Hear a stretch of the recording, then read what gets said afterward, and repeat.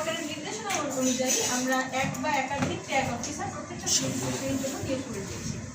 আচ্ছা, এখন আপনারা ট্যাগ অফিসারের কর্মপরিধি কিছু আছে, আমি তাদেরকে নিয়ে বসেছিলাম। এর আগেও একাধিকবার ট্যাগ অফিসারদের সঙ্গে মিটিং হয়েছে। তো ফিলিং স্টেশনের দৈনিক প্রারম্ভিক মজুদ তারা রেকর্ডভুক্ত করছেন এবং ডিপোতে সরবরাহকৃত জ্বালানি তেল সকল ফিলিং স্টেশনে উপস্থিত হয়ে পরিমাপটুকু গ্রহণ করা। তারা এটা রিসিভ করার সময় থাকবেন এবং কতগুলি তেল আসলো এটা আমাদেরকে এনরোল করতে হবে। তো যেটা আমাদের 6 জন যে মালিক ফিলিং স্টেশনে তারা কি আছে আপনি এখানে বছর আসবেন বাবুকে মিশে কি হচ্ছে ফিলিং স্টেশন তার বাদ থাকলো কোন দুইটা মোল্লাম জাগি সাহেব আছে আর দিন ফিলিং স্টেশন নাই ঠিক আছে। আমি হচ্ছে যে এখানে পাম্প মালিক সমিতি যারা আছেন আপনারা জানেন যে আমরা বিভিন্ন সময়ে কিন্তু জরিমানা করেছি আমাদের ফিলিং স্টেশনে এবং পার্শ্ববর্তী বাজারে, যেখানে দেখা যাচ্ছে পাম্পে অনেক সময় ঠিকঠাক মতো তেল পাওয়া যাচ্ছে না, কিন্তু ঠিকই বাজারে ডিজেলের মনে করেন 2 গুণ দামে ডিজেল পাওয়া যাচ্ছে, 3 গুণ দামে অকটেন পাওয়া যাচ্ছে।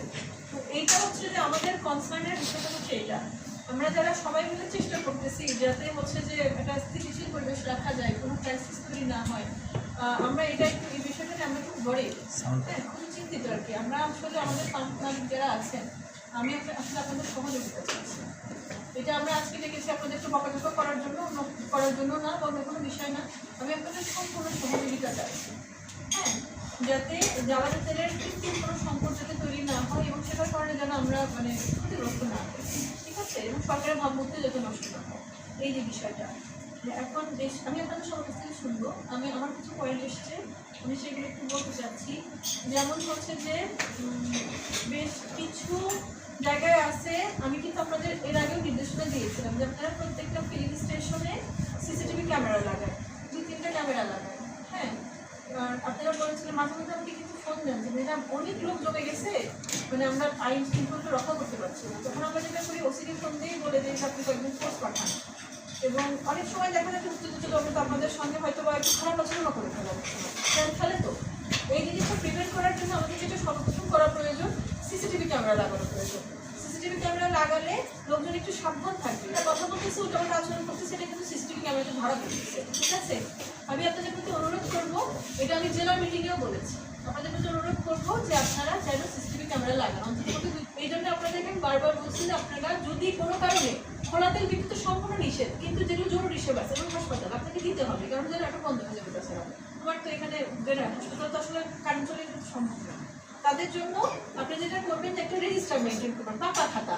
সেই রেজিস্টারে আজকে দুপুর 12টার সময় কাপাসিয়া আমাদের উত্তরগাঁও হেলথ কমপ্লেক্স থেকে অমুকের স্বাক্ষরিত একটা স্বাক্ষরিত চিঠি আসছে, সেই চিঠি অনুযায়ী 20 লিটার তেল আমার দরকার, ডিজেল দিচ্ছি আমি, তাকে আমি লিখে রাখলাম, মোবাইল নাম্বার দিয়ে রাখলাম, রেফারেন্স লিখে রাখলাম, রেফারেন্স লিখে রাখলাম, তারিখ দিয়ে রাখলাম, সময় দিয়ে রাখলাম। তাহলে মনে করেন যে আমরা একটা শক্তভাবে ধরতে পারবো না, আর আপনাদেরকে কিন্তু কেউ বাধ্য করতে পারবে না যে আমাকে খোলা তেল দিতে। আপনারা সরাসরি আমার কথা বলবেন, জিও সাহেব বলছে যে যদি খোলা তেল দিতে হয় জরুরি পরিষেবা ছাড়া আমরা খোলা তেল দিব না। এটা একটা আপনাদের কাছে আমি একটা সহযোগিতা চাচ্ছি। এবং খোলা তেল যদি কারো লাগেও, এই যে আমি হাসপাতালের কথা বললাম, কথা এই যে আপনি কোন স্টেশনে দেখুন বললাম আপনার ওখানে গেল, আমার তো ট্যাগ অফিসার কিন্তু 24 আওয়ার্সের জন্য ট্যাগ করা ওই প্রতিষ্ঠানে, এবং ট্যাগ অফিসাররা মোটামুটি আমরা এখানেই কাপাসিয়াতেই থাকি। আপনার যদি এরকম খোলা তেলের প্রয়োজন হয়, কোনো হাসপাতালের জন্য একটা তেলের প্রয়োজন হয়, আমার ট্যাগ অফিসারের একটা ইনিশিয়াল লাগছে, ওনার জানতে হবে যে আমি মোল্লা ফিলিং স্টেশন থেকে এই 8 তারিখে সকাল 12টার সময় কাপাসিয়া হেলথ কমপ্লেক্সে 10 লিটার তেল দিলাম।